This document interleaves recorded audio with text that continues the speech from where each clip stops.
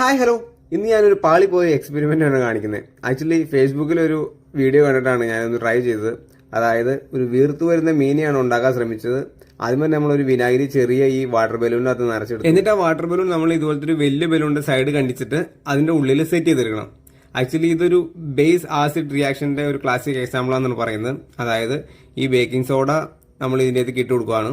അതിനുശേഷം ആ ഉള്ളിലുള്ള വിനാഗിരി നമ്മൾ പൊട്ടിച്ചിരിക്കുമ്പോൾ അത് രണ്ടും കൂടെ മിക്സ് ആയി കഴിയുമ്പോൾ അതിനകത്ത് കാർബൺ ഡൈ ഓക്സൈഡ് പുറത്തു വരും. ഓക്കെ, റിയാക്ഷൻ നടന്നിട്ട് ആക്ച്വലി എവിടെ പണി പാളിയെന്ന് വെച്ച് കഴിഞ്ഞാൽ ഈ ബലൂൺ കുറച്ച് അധികം വീർപ്പിച്ചു.